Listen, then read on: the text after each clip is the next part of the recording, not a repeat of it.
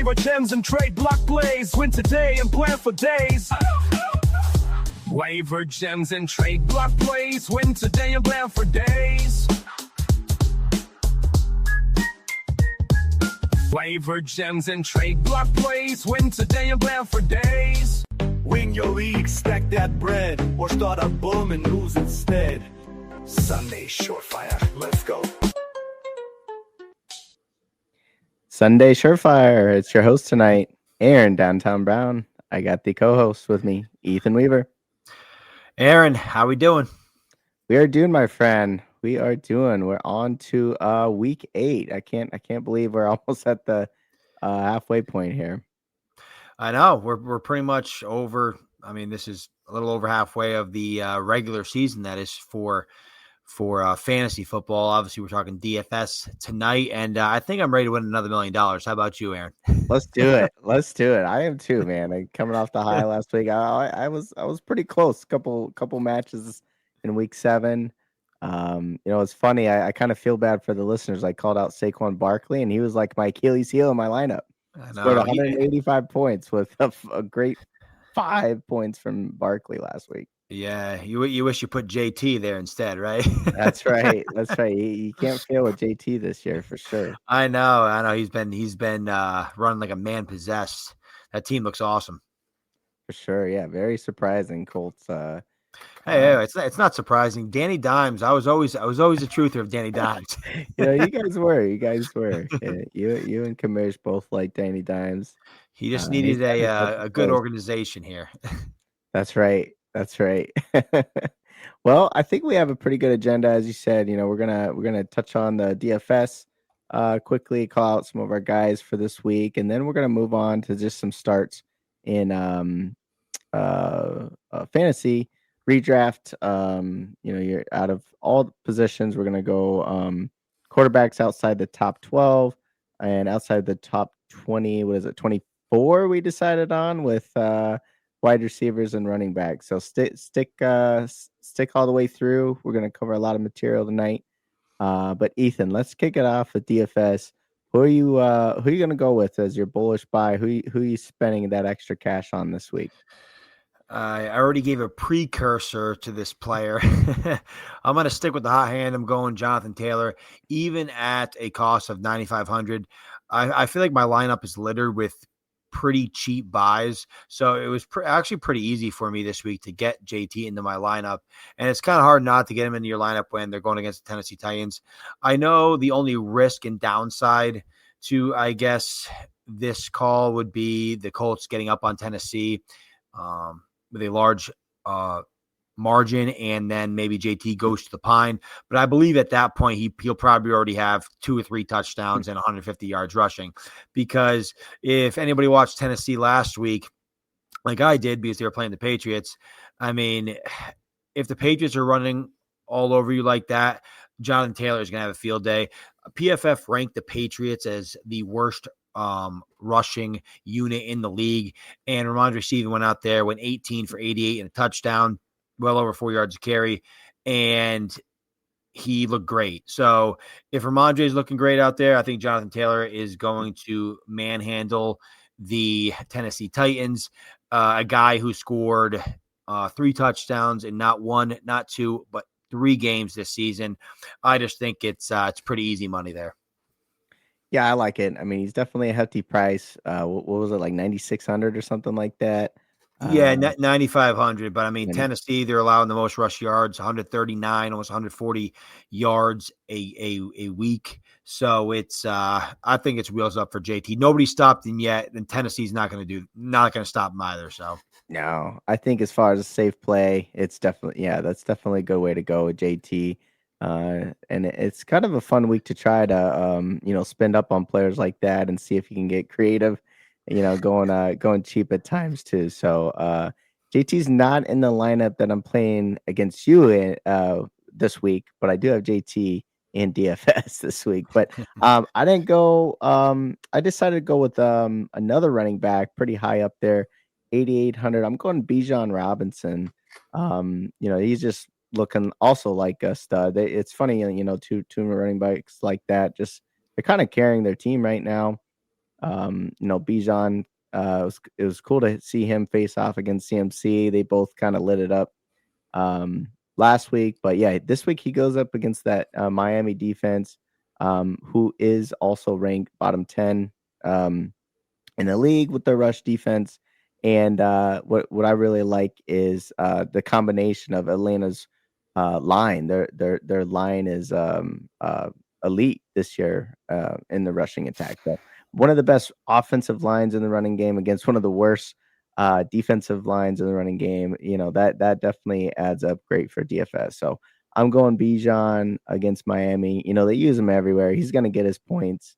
And Miami's another team, just like Tennessee, who's kind of in turmoil right now. Yes, you could say that. And no, I love the Bijan call. There's only one reason why I don't have Bijan in my lineup, and we'll get to that pretty quickly. But yeah, you can't go wrong. You can't go wrong with putting Bijan in your lineup. He's going to have a field day against a Miami team that looks like they quit against the Cleveland Browns last week. For sure. All right, well, let's keep it moving here. Let's go to everyone's favorite topic here in DFS. Let's talk defense. Ethan, what defense are you sliding into your lineup this week? Again, not trying to pick on the Tennessee Titans here, but yeah, I know you always talked about stacking your running backs with your defenses because this one I think goes hand in hand. I think Colts are going to get up early. They're going to run the ball, and I think Tennessee is not going to be able to do much in Indianapolis. I mean, the Tennessee Titans offense is just anemic. They rank 31st in pass yards a game, 31st in rush yards per game. 30 total yards per game, they're 32nd, and points per game, they're 32nd. So they're doing well this year. And the Colts have a price tag of $3,800. But again, like I said, I saved some money throughout. And I mean, the Patriots defense put up a boatload of points last week. I mean, Cam Ward was just fumbling the ball without getting hit. The Patriots were scooping and scoring. I think it's going to be another long day for Tennessee, even though it is a divisional game. Cam Ward is just playing some pretty bad football. And right now, the Indianapolis Colts might be playing the best football. So it's just a bad recipe for the Tennessee Titans. Yeah, I definitely like that call. I mean, that's one of the strategies he called out in last week's episode is, yeah, I mean, you just pick the defense going up against the worst offense in the league. Usually you can't go wrong with it. This year, that formula has definitely worked in DFS. So yeah, it's almost just you just can pick on Tennessee almost all year until they prove us otherwise. I mean, just stick to what's working until, like I said, something they figure out offensively, right? I actually didn't do that strategy with this week because I did have to save a little bit of money, and this was the week where I was gonna try to find a little bit of a grimier defense to pay, I guess, save some money with. So I'm going 2,900. I'm going with the San Francisco 49ers. They are banged up with Fred Warner and Bosa out, right? But definitely got to see a little bit of fight in them last week. Defense actually saved them the game. They're banged up, but so are the Texans as well. Texans are ranked middle of the road, but going up against Seattle last week, they really couldn't move the ball. It was really their defense that kept them in the game. And Nico Collins had a concussion in that game. So it actually looks like he's doubtful. And if you really watch the Texans, if they weren't giving it to Nico Collins, they really could not move the ball at all. So I'm going to try to luck out on the Niners defense. I know some of their studs are out, but I just think that Texans offense isn't too exciting right now. No, I like that call. I think Houston is reeling a little bit, especially if Nico Collins can't go. I think if Nico can't go, I like it because you don't need the 49ers to do much to 3x that price tag. You know what I mean? Mm-hmm. But I actually like this matchup, San Francisco and Houston. I like both their defenses. I thought Houston was a team on my radar defensively. I know San Francisco was playing decent football, but I mean, the Houston Texans, they've scored double-digit fantasy point or DFS points in three straight weeks. They've been in double digits. So I actually do like attacking this game on the defensive side here. Hey, we'll see. We'll see if it pans out for sure. I mean, sometimes if you know if you got to save a little bit of money, you got to find the diamond in the rough. Hopefully, it's the Niners. But I like that we both showed kind of two ends of the spectrum this week on defense. But Ethan, let's talk cheap players now. Who's someone cheap you got in your lineup that you think is going to outperform there? I like I said earlier, a little precursor. The reason why I don't have Bijan in my lineup is because I have Tyler Algier, and I think Algier gets a heavy workload. I think Atlanta gets up on Miami, and when the Falcons play from ahead, Algier gets touches. I mean, he's had over 10 carries in 4 games this year, 16 carries in 2 games this year. And he has 2 scores in the last 3 games. Miami ranks 32nd in rush yards allowed per game and 30th against the running back position. I just think Algier is going to get enough volume to be very serviceable, especially for a price tag of 4,500. I mean, if Atlanta gets up on them, I mean, why pound Bijan into the line 20 times when you have a guy like Algier that could take the workload? I think he falls in the end zone. I think he gets 15 plus touches in this one. So for a price tag of 4,500 in against a matchup and a defense who can't really stop the run, I thought Algier was a pretty nice play this week. Yeah, I like it. I mean, Atlanta might not even need to pass the ball at all in this game. With Michael Penix, you might not want to. That's right. So yeah, no, I mean, obviously I got Bijan, so I want him to ball out, but I do see the value in Algier, especially if they're up and they still gotta just kind of milk the clock, give them some goal line opportunities as well. Hopefully for the sake of my lineup, they don't do that. But I definitely see where you're coming there from with Algier. We'll switch over to my guy here. I'm going cheaper quarterback this week. I'm going with the man Joe Flacco for 5,400. Going up against the Jets. I mean, look, Flacco found a new team mid-season once again, and in a division that is pretty live, right? They can still make a playoff run. And he has instant chemistry with Jamar Chase. So he just came out off the grumpier old men matchup, I guess, against Aaron Rodgers. But yeah, he threw for over 340 yards and 3 touchdowns. He looked great, man. Yeah, looked great. But now this time he doesn't have Watt coming at him, right? The Jets, they're bottom tier in the league with their pass rush. I mean, I think Flacco's even going to have a little bit more time to see things open up and get some even bigger plays. So he kind of had to chuck it to Chase on a lot shorter routes in that Pittsburgh game, but I think he can actually let his arm loose and get some even bigger plays against the Jets this week. So I'm going Flacco for only 5,400. I mean, for that price point, to get a quarterback that is serviceable with those weapons, I mean, it's a good shot. Like you just alluded to against Pittsburgh, I mean, he was throwing the ball all over the yard. I mean, what Chase have, like 23 targets? Like it was ridiculous. So when you have guys like T. Higgins and Jamar Chase out there, and a guy like Joe Flacco who can put the ball where he needs to, I think for a price tag like that, I think you have great upside. So the Jets have been playing pretty good defensively. I think they allowed only 13 points the last 2 weeks. Granted, I mean, their competition wasn't great, but the Jets defense has been playing pretty well. I mean, if Justin Fields could complete a pass, the Jets probably should have won their last couple of games, but it was actually Denver. Denver, I think, beat them like 13-10. And then obviously they lost last week 13 to whatever 7 or whatever it was that they had. So it'll be interesting to see how Joe Flacco matches up against that defense. But when you have the best receiver in the league in Jamar Chase and a serviceable wide receiver 2 in T. Higgins, obviously Chase Brown came to life. I mean, it's the sky is kind of the limit for that offense if Joe Flacco can be the Joe Flacco we saw against Pittsburgh.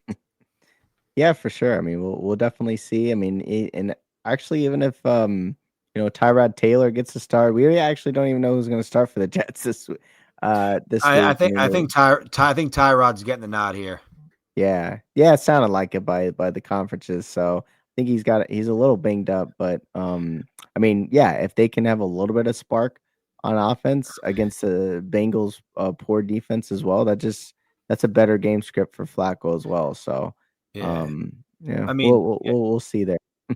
yeah, just I guess as a little bonus play, well, we mentioned Tyrod and the Jets. Obviously, Tyrod Taylor, I think, gives this passing attack um, much more life. And Mason Taylor is only $3,500, and he's going against the 32nd ranked defense against the tight end position. So he's a sneaky play who I'm trying to get in my lineups in my redraft leagues, my DFS lineup. So he's a sneaky cheap buy this week in DFS. Oh, for sure. Yeah, I like Taylor this year. He's definitely shown a lot of promise. Yeah, I'm kind of kicking myself for not drafting him in some of our dynasty leagues. I know. He's been serviceable. I mean, if Justin, like I said, if Justin Fields could just be like a slightly below average passer of the football, he'd be doing so much better. Oh yeah, for sure. All right. Well, speaking of fantasy, let's move on to week 8 serviceable starters or guys that we think, if you're looking for the waiver wire, someone that might be sitting on your bench. Of course, we got 6 teams on a bye this week, so that means it's definitely crucial time in your redraft leagues to find your sneaky plays, the guys that can be serviceable in your starting lineup this week. So Ethan, let's start with outside the top 24 in you got running back and wide receiver tonight, right? Let's go ahead and pick one. Okay, I'll start at the wide receiver position. And this is a guy who is ranked wide receiver 39. And I actually have this stack in my DFS lineup. I know we transitioned, but get another couple DFS plays here. There we But go. Bo Nix and Marvin Mims here, and at wide receiver 39. I mean, he's been kind of a dart throw this season, but going against the easiest matchup in all of the NFL for opposing offenses against the Dallas defense, and the game it's the highest. I think it's the highest over under of the week at 50.5 points are going to be scored. I believe the game is in Denver, and a lot of people are ranking Troy Franklin higher than Marvin Mims this week. I disagree. I know Franklin got more targets last week. He had 10 targets, but only turned that into 3 catches for 19 yards and a touchdown. And the touchdown wasn't even a target. It was a tip pass that Troy Franklin happened to catch. I mean, good heads up play, but it makes Franklin's day look a lot better than it actually was, where Mims had 7 targets and turned that into 6 for 85. And like I said, I'm anticipating a shootout. I know Denver has a decent defense, but look what Jackson Dart and the Giants did to Denver this past week. I mean, they went in there and, Jackson Dart and the Giants put up over 30 points. So, and Dak, I don't think there's any offense playing better than Dak Prescott and the Cowboys right now. So I think they're going to put up points. It's going to force, I think, Bo Nix to drop back and throw the ball a lot. And I think Mims is going to be the benefactor. I think he's going to catch a long touchdown. He is number 13 in the NFL in terms of explosive plays of 7, and he is 7th in the league in deep targets with 11. So I think Mims is going to take a deep one to the house against a porous Dallas Cowboys defense, and I think Bo Nix is going to have to chuck the ball a lot. So I like the dart with Marvin Mims, especially with a week where we are just scratched and clawing to find anybody to put on our lineups in some places with all the injuries and the buys. Yeah, I think you picked a good game to throw somebody into, because I think that Dallas and Denver game is going to be pretty intense offensively. Should be a lot of offense in that game. I mean, Denver has surprisingly been a pretty bad secondary this year. Um, you know, Yeah, surprising. yeah, they, just returning the defensive MVP of the league, right? So, but I think even being so, I mean, Dallas is going to put up points. That means Denver has to too. So I like the call there. It's also very tricky because you got Lamb in that game. He's going to obviously be. I'm blanking on the corner for Denver. The Sertan. Surtain, yeah, yeah, Yeah, yeah. So Sertan. obviously Surtain's gonna be on Lamb in this matchup. So I mean you got Pickens in there. Could he come along with the deep ball? And then on Denver side too, it's almost who's gonna come out on Denver. I think you did a good I just and told you who. Marvin Mims, yeah, it's baby. Marvin Mims. Well, I guess the reason why I'm kind of leading into this is because it's interesting because I went with Troy Franklin. So Which my yeah. yeah, my sneaky play is Troy Franklin, number 34. And I think you mentioned, yeah, he did tie Sutton in targets last week. But if you look for at the whole season, he's only 4 targets behind him for the year. So Bo does have a tendency to throw to Troy Franklin. I mean, they are college teammates, so that and he's deserved to rise in that depth chart as well. But I think in a game like that, I mean, there could be a world where they both, have a decent floor with a lot of pass attempts going on. I mean, I guess there's another world where Dallas is also pretty bad against stopping the run too. So hopefully it's not a Dobbins game or something like that. But yeah, I went with Franklin. For the same reasons you called out. I think it's just gonna be high scoring. It is kind of also a dart throw, even though he had yeah, as you said, he did have that touchdown, but it was a very lucky touchdown. I'm just kind of going with the targets, and yeah, like I said, he's only 4 targets behind Sun for the year. So I think in a game script where they're gonna be throwing a lot, that's why I went with Franklin. But I definitely see just trying to figure out which Denver piece is gonna come away with at least 1 touchdown.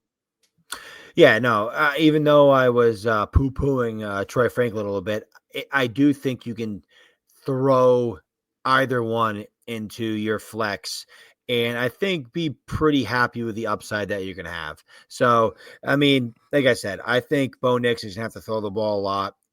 Franklin's going to get his targets, like you said. I mean, he's not far off of Cortland Sutton for the year, and I think all three, Sutton, Franklin, and Mims are going to have their opportunities. So we'll see which one emerges. I mean, Sutton, I think is going to be a lock for get his, but who's it going to be to that second guy? Is it going to be Franklin? Is it going to be Mims? Right, right. Well, yeah, that's definitely a game to watch in fantasy for sure. I think it's the highest over the week, if I remember right. I want to say it's like 49 points. So we'll definitely be watching that on Sunday.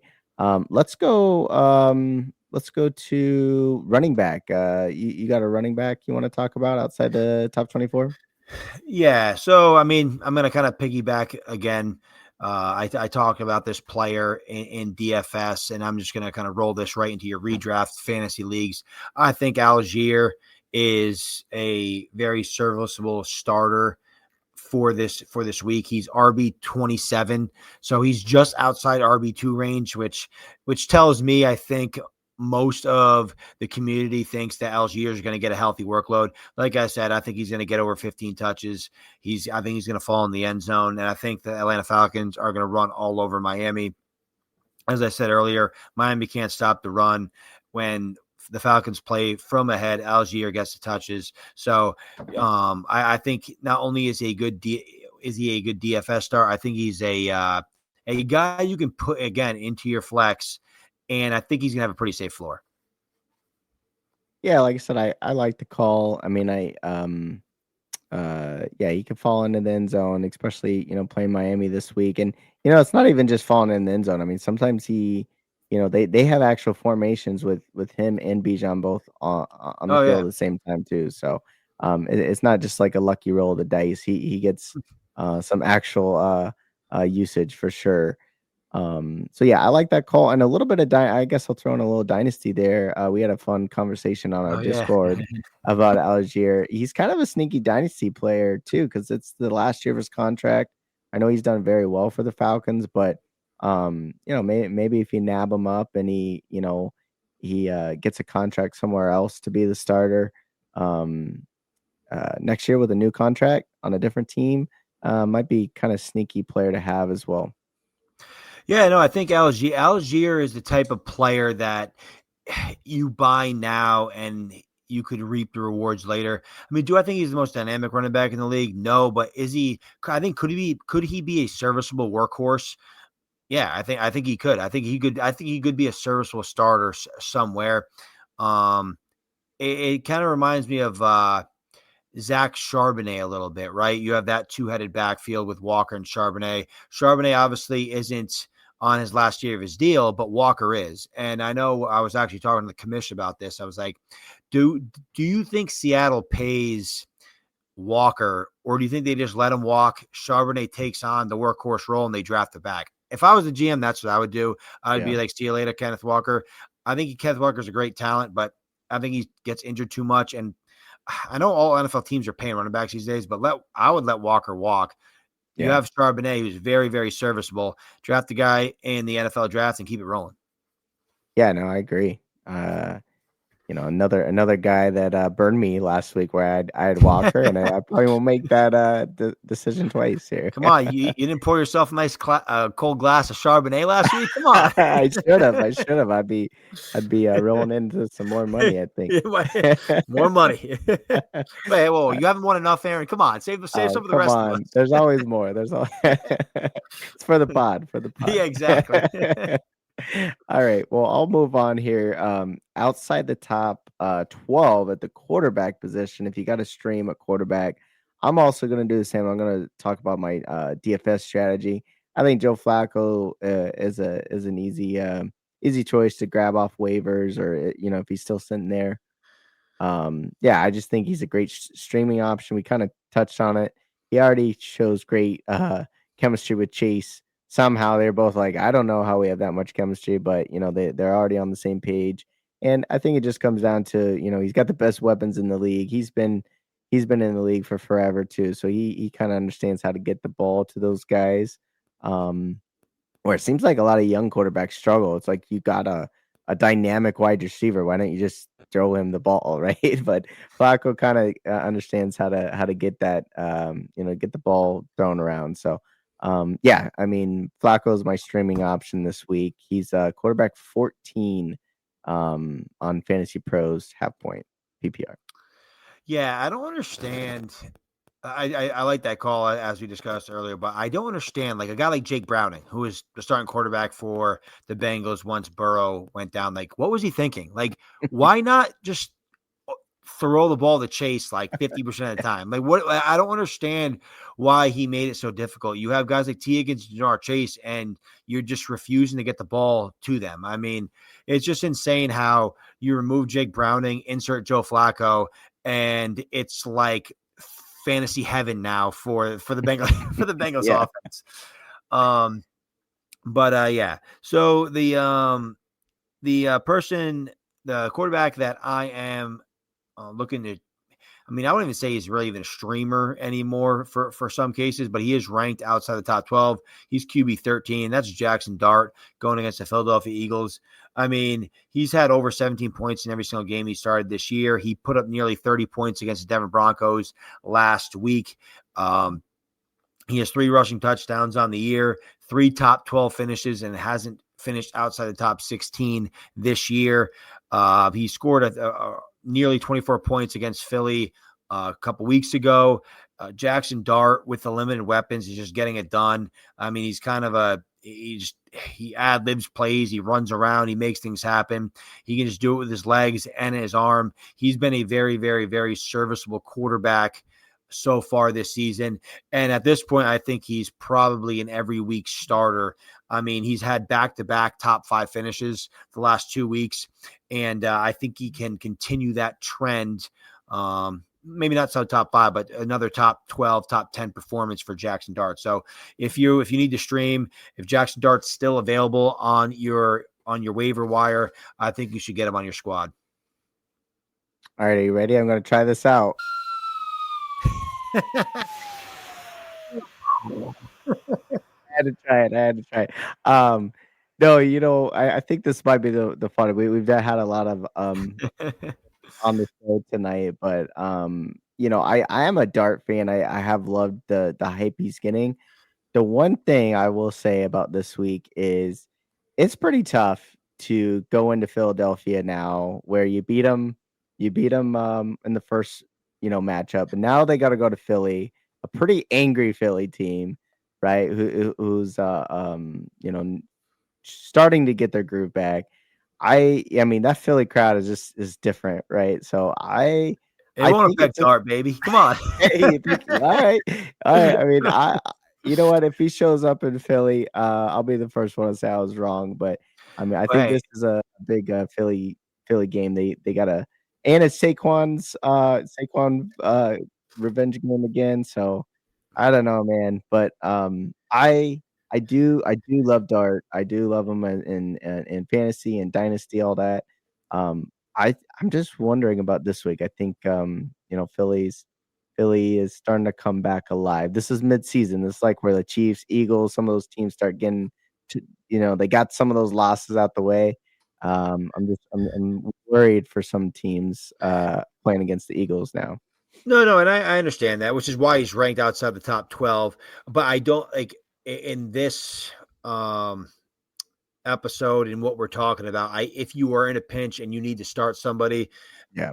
I don't think Dart is a bad option with all these teams on bye. But speaking of your Kansas City Chiefs, Rashee Rice is back, Ooh, baby. 2 I touchdowns. know, yeah. He saved me in a couple of leagues. So welcome back, Rashee Rice. Oh, I know. I was glad to see him back. I was actually very mad I traded him. And I'm like, what am I thinking? Why did I trade Rashee Rice I'm away? But I'm so mad I don't have more shares of Rice when you get a bought low, because he was one of my mhm. he was one of my favorite targets to acquire, and I should have been a little harder on that wagon through the first 6 or 7 weeks, the 6 weeks of the season before he came back and dominated in week 7. But your Chiefs look like they're humming again. We'll probably see them in the AFC Championship against Drake May and my Oh, Patriots. there you go. There you go. We'll do what is it, 2017 rematch? Same result too. Let's go. Oh no. All right. All right. Well, let's move on to the fun position that people like to stream as well. Let's talk tight ends outside of the top what is it, top 12? Top And 12, yes. yep, top 12 and hit me. Who you got at tight end this week?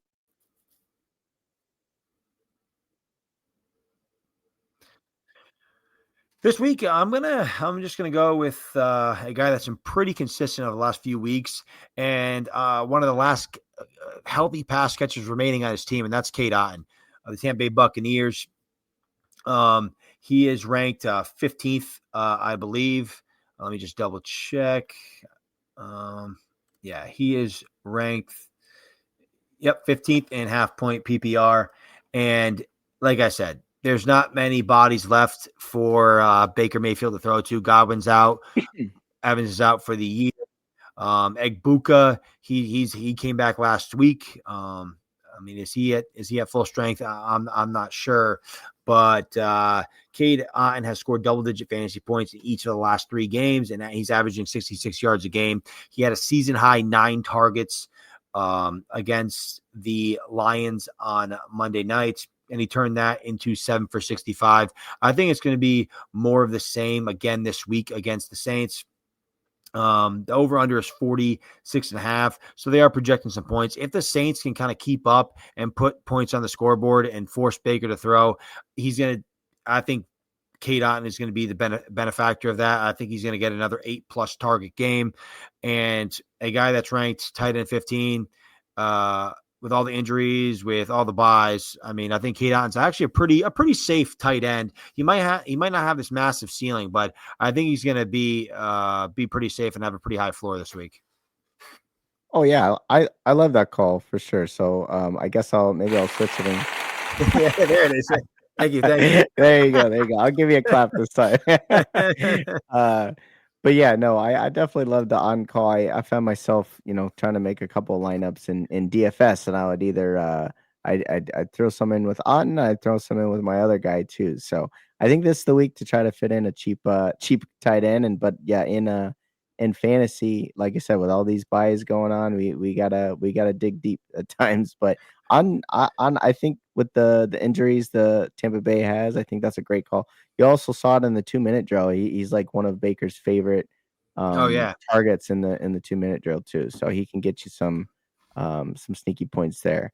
I'll talk my guy right now too at the tight end position. I'm going tight end number 16 on the list. I'm going to actually go with the guy I've not brought up for a long time. I'm going to go with Dalton Schultz.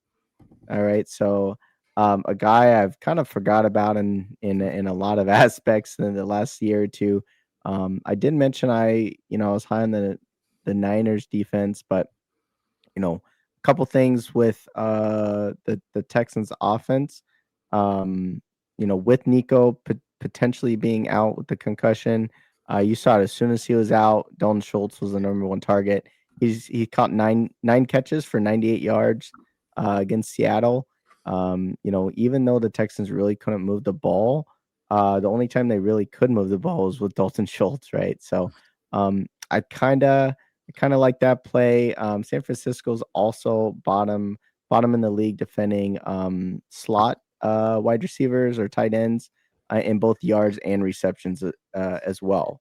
So Schultz leads the team in snaps from the slot. So I think he has a very high floor this week playing against the Niners. So I'm gonna go with Schultz as my my I guess sneaky tight end play. No, I like that call a lot. He was actually a guy I was thinking about mentioning in this episode, especially if Nico's out.